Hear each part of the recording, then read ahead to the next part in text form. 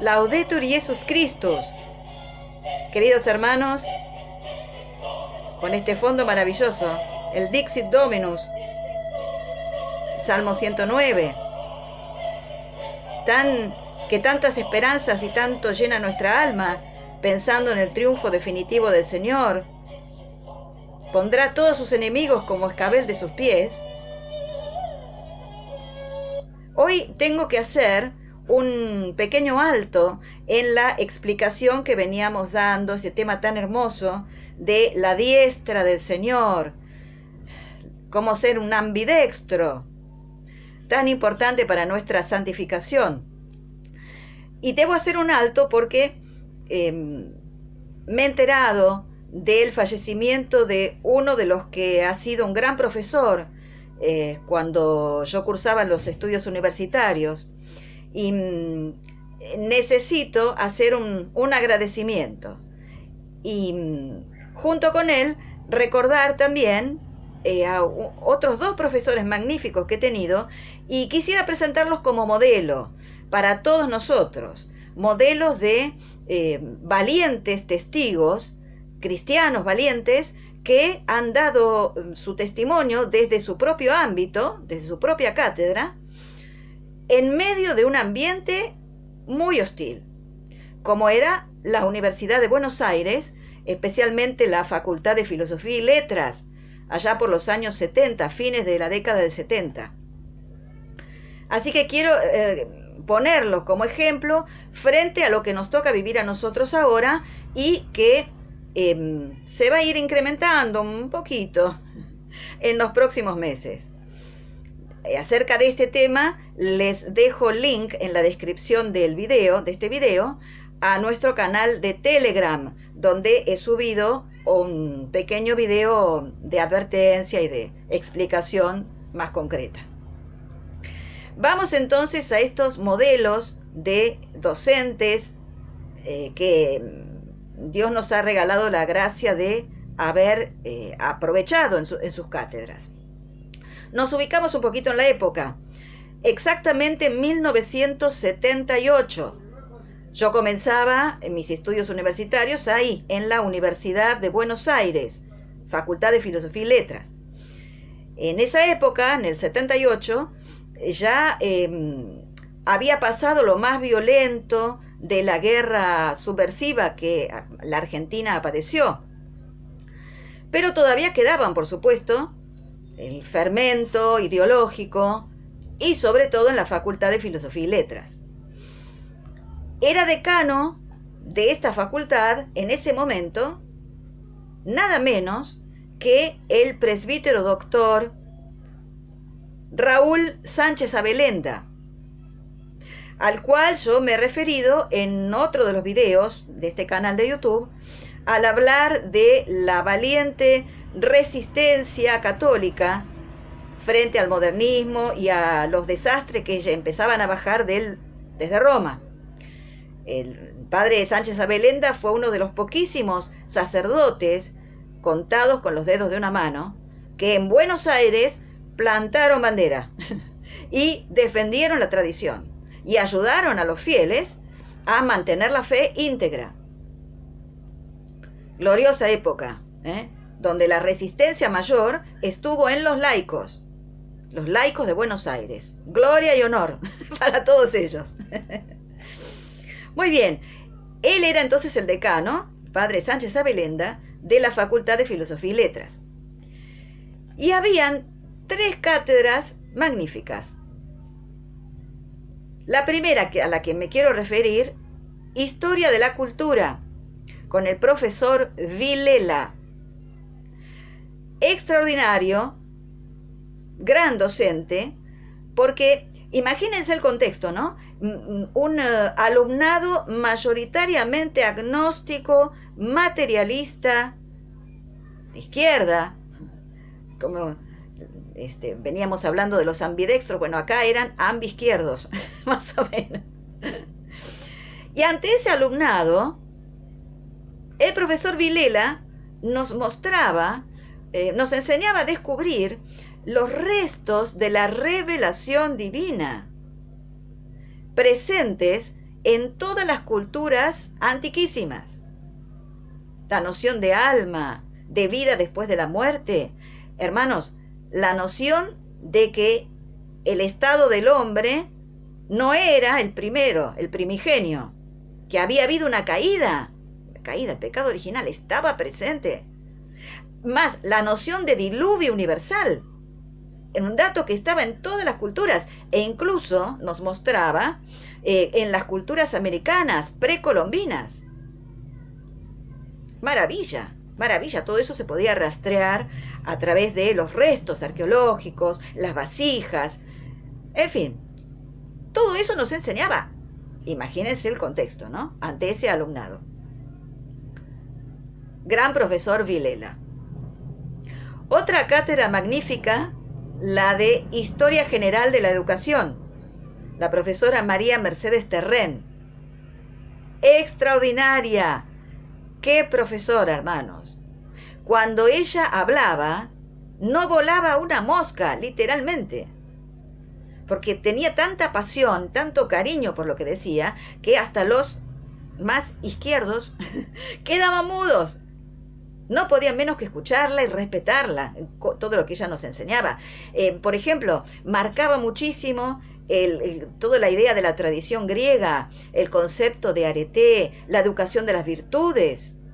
Imagínense, ¿no? Cuando llegaba a la obra de la Iglesia Católica, la creación de las universidades, les hacía ver a todo el alumnado, sobre todo a los más de extrema izquierda, que ellos estaban en la universidad justamente gracias a la creación de la Iglesia Católica. Impresionante la profesora María Mercedes Terrén. Ignoro si estos dos profesores viven todavía, pero les estoy muy, muy agradecida. Y ahora sí llegamos a la reina de las cátedras, a la que yo me quiero referir especialmente, la cátedra de Psicología General, Universidad de Buenos Aires, Facultad de Filosofía y Letras. Yo tenía una conocida que estaba avanzada en la carrera y que entonces nos pasaba, a las más nuevitas, nos pasaba los datos de las mejores cátedras para que nos anotáramos. Y recuerdo muy bien que nos decía, anótense en la cátedra de Fariña Videla, licenciado Alberto Fariña Videla. Anótense, no lo van a poder creer. ¿Por qué decíamos? ¿Qué pasa? Es una cátedra que está fundamentada en el realismo aristotélico tomista. ¿Cómo? En esta universidad, es un milagro, anótense. Bueno, así fuimos volando a anotarnos.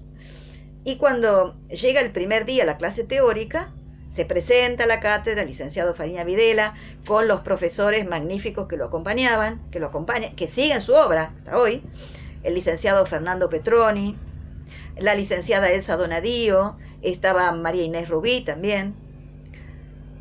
Cuando se presentan, exponen los fundamentos de la cátedra y nos dan el programa, miramos la bibliografía y yo le digo a mi compañera, una buena amiga, digo, esto realmente es un milagro, porque todas estas bibliografías las manejamos en mi casa, es maravilloso, teníamos la misma sintonía. Muy bien, extraordinario, hermanos. Imagínense que había que sostener un discurso, una psicología fundamentada en el realismo aristotélico tomista. Todavía conservo Breve y Necesaria Inquisición, uno de los primeros textos para introducir en la cátedra, ¿no? Hablando de la situación del hombre moderno que padece un desarraigo, un desamparo, entendido como una ruptura del ordo amoris, del orden amante de la realidad, porque responde a la causa primera, que es Dios, que crea por amor. Y que entonces una psicología desprendida de esta causa primera, querer eliminar la causalidad metafísica para evitar llegar a la causa primera, solo nos deja la posibilidad de un conocer empirista, superficial. Y eso no puede permitirse en una psicología que pretenda ser buena. Había que sostener este discurso, hermanos, y ellos lo sostenían, y con creces, porque De más está decir, fue la cátedra más odiada de la universidad. Recuerdo las discusiones, a veces violentas, que se armaban con los más conspicuos representantes de la otra ala de pensamiento en la universidad. Era terrible, hermano, las discusiones. Pero así todo, tanto en esta cátedra como en las dos que he mencionado, nunca hicieron toma de aula. Porque existían las tomas de aula todavía. ¿De acuerdo? Una vez llegábamos a la universidad y resulta que no podíamos entrar al aula porque estaba tomada. Entonces nos asomamos a ver cómo era una toma de aula, no sabíamos. Pero ahí estaban los muchachos y las chicas ahí tirados en el suelo, con carteles, cartelones, papelitos impresos, llamando a juntas, qué sé yo. Bueno, esas eran las aulas tomadas, un horror. Pero a estas cátedras no les hicieron aula tomada, hermanos. Y a esta, sobre todo de psicología general, la más odiada, cátedra, le decían fascista, oscurantista medieval. Sin embargo, era tal la calidad de los profesionales, el licenciado Fariña Videla, mire, tenía una mente brillante, brillante. Y a eso unía una gran estabilidad de ánimo, siempre lo vi contento, minimizando las dificultades con los alumnos. Por ejemplo, cuando se armaban esas terribles discusiones, los poquitos alumnos que estábamos de acuerdo con la orientación de la cátedra, nos encantaba llegar primero, hermanos. Llegábamos siempre temprano, la única cátedra. Llegábamos temprano. Porque queríamos hablar, conversar con los profesores, y a veces le decíamos al profesor, ¡ay, cómo lo atacan! ¡Qué barbaridad! ¿Qué es lo que podemos hacer? Y él siempre minimizando, decía, no se preocupen, pero estos pobres muchachos realmente son muy inteligentes los que más me atacan, pero no han escuchado nunca esta campana. Y esta cátedra cumple esa misión de presentar otra opción, la real, la verdadera, pero siempre con delicadeza. O sea, nosotros no venimos a imponer nada, solo presentar lo que es la verdad. Y después que el Señor actúe. Así es, así era. Impresionante. En la parte metodológica también sabían ganarse a los alumnos, porque, fíjense, era la única cátedra que requería para las reuniones de cátedra la representación de alumnos. Estábamos divididos para las comisiones de trabajos prácticos en, no me acuerdo qué cantidad exacta de alumnos tenía que haber por comisión, y cada comisión debía elegir a 2 representantes. Y esos 2 representantes de cada comisión formaban parte después de las reuniones de cátedra. Única cátedra que hacía esto. La oscurantista medieval. Imagínense ustedes, ¿no? Entonces, claro, ante esas determinaciones metodológicas, los alumnos no podían más que manifestar su disgusto en las clases teóricos, pero después no los atacaban. Incluso otra cosa importantísima era cómo organizaban los exámenes, los parciales, el examen final. Una maravilla, porque absolutamente creativos. Y eso a los estudiantes de psicología, filosofía, no podían abrir la boca. Recuerdo, miren, el examen final, no me lo voy a olvidar nunca, porque a mí me encantaban ese tipo de desafíos, ¿no? Armar los contenidos de la materia en base a un texto que no tuviera nada que ver y ver cómo lo justificábamos y respondíamos desde los contenidos, ¿no? Y recuerdo que yo había elegido un texto de Antonio Machado, a propósito, para insertar, hacer la crítica, la justificación con los contenidos, ¿no es cierto?, de la materia. Y cuando llegué a la mesa de examen, digo lo que voy a exponer, se empiezan a sonreír. Fariña Videla, recuerdo que una sonrisa de oreja a oreja.